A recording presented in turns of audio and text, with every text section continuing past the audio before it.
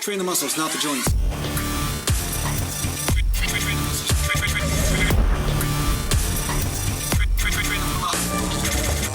Welcome back to Natural Lamp Bodybuilding, and today I'm going to talk to you a little bit about YouTube fitness brainwashing. Mountain.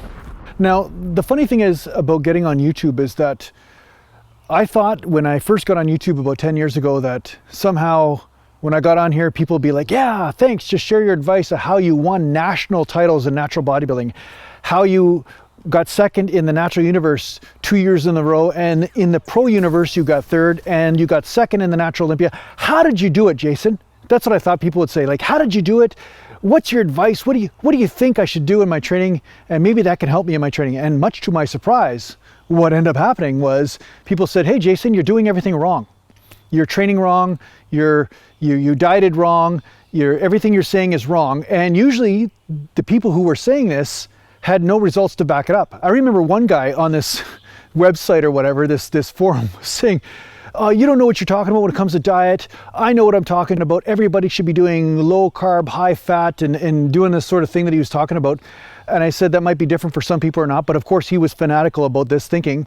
And then he said, yeah, but I competed, look at me. And I looked at his pictures and I was like, where's the development? The guy basically wasn't that lean and he really had barely any muscle, but yet he was telling everybody in his comments about how great he was. And somehow, because he could back it up with some sort of study that he found, you know, he cherry picked all the studies, that somehow he was an expert and he had forged himself some sort of level of expertise without backing it up with results in this little, you know, forum that he was on. So the bottom line is what I found was people were brainwashed by people who were just thinking with their left brain, but not necessarily backing it up with any results or any openness to the fact that people need to train differently depending on the person. Now, what's spurring this video is that I always get, you know, this happens all the time. Every time I show training footage, there are always people. There's two groups of them.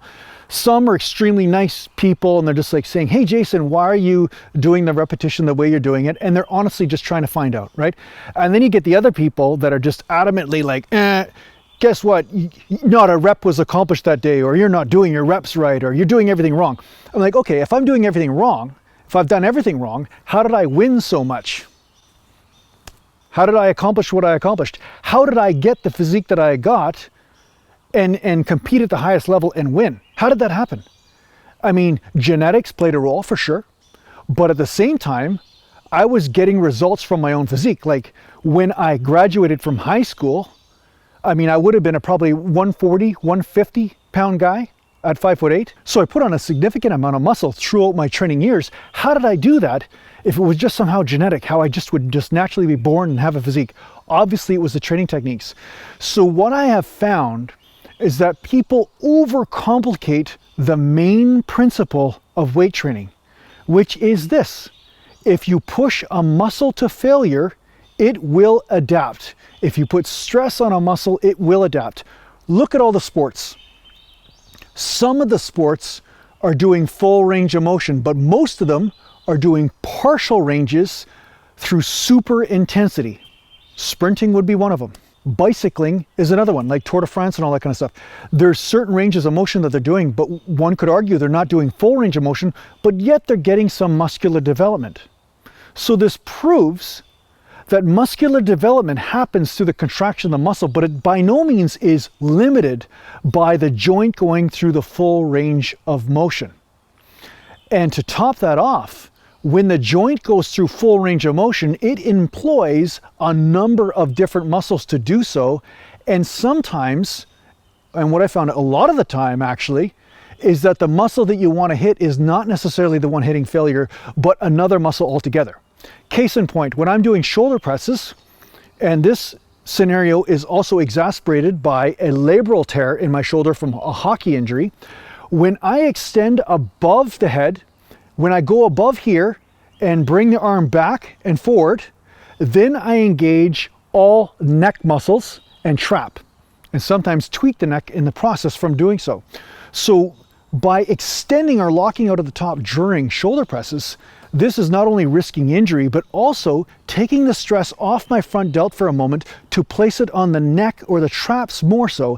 And if my goal is to hit the front delts to failure, one could argue that staying in the range where that muscle has to contract and stretch consistently and constantly and hit failure in the fastest, most intensive way would be a better way to make it adapt. And this is the basis of my training. I found over the 34 years that I've been training, I saw a whole long list of guys in the gym that were married to full range of motion at any cost. And most of them are no longer training, or most of them have no results to speak from, except for bursitis and tendon issues. Unless, of course, that full range of motion was right for their body type. So I used to have guys come up to me all the time in the gym, all the time.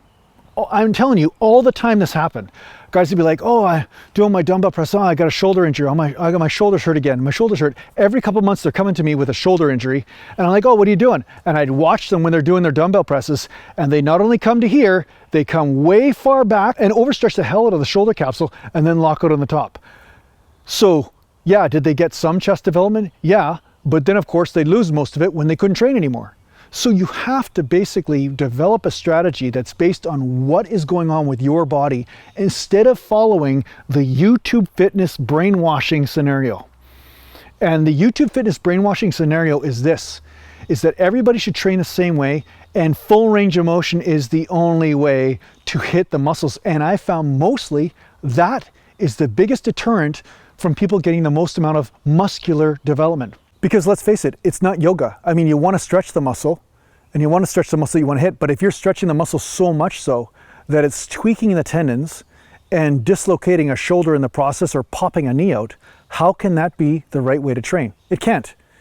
An injury cannot be the right way to train. If you're getting injured or you're developing severe inflammation in the joints, then there must be something going on that is not necessarily right for you. Now again, range of motion is going to be different for each person, because each person has different joint ratios. It's not based on height.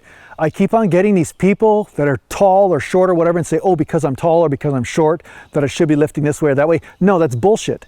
It has nothing to do with height. It has to do with joint ratios, right? Your humerus compared to your forearm, you know, the humerus length compared to your forearm, or based on the way your shoulders move, or based on the way your hips move, or your femur to your tibia ratios. These will make a difference in how you should move or whether you should be going parallel in your squat or not. But it has nothing to do with height per se. It's mostly about joint ratios.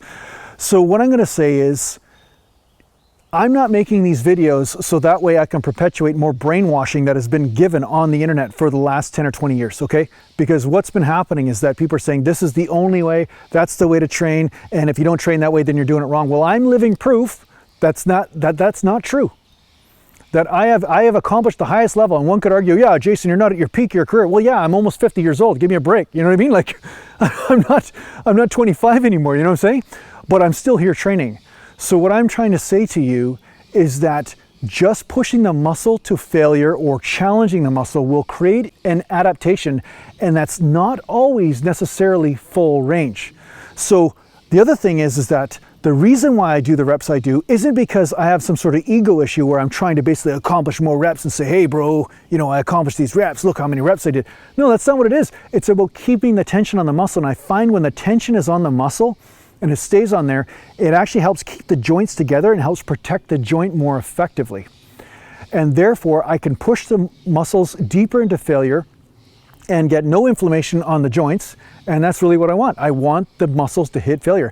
Now, other people say, well, don't you want to train the joints? You always say train the muscle, not the joints. It's just a short sort of way of saying that the joints are already getting the crap beat out of them. Why do you want to make them an even weaker link than they already are? They're already getting the shit beat out of them when you train. Already. I mean, there's already joint tension, right? So what you want to do is make sure that you're not using exponential amount of tension on the joints and wearing them down, and therefore you're using them the most efficiently in order to get the muscles to get a great workout, right? So that's the basis of what I'm saying and why I'm saying it. So yeah, I know some of you are here. I don't know why. You hate the channel, but you keep watching. One guy just said he hates my channel. I don't know why you're still watching then. Why are you watching if you hate the channel? Like, you must be really dumb or you must be lacking a lot of intelligence if you choose to watch stuff that you don't like. I don't get it. It's like, I mean, maybe you're a little bit of a masochist and you like to suffer a bit. You know what I mean? You just want to watch people that piss you off. I don't know what it is, man. But the thing is that everything I'm saying frees you from fanaticism, dogma, and from manipulation, and allows you to be free in finding your own path. I don't impose any path upon you. Mountain. Anyway, I hope this helps you out in your training. I hope this frees you from the dogma and the brainwashing that's going on in the fitness industry right now. And thanks a lot for watching. And if you need to get a hold of me, just go to naturalglambodybuilding.com. And thanks to the Patreon supporters, and take care for now. Mountain. Yeah? Mountain.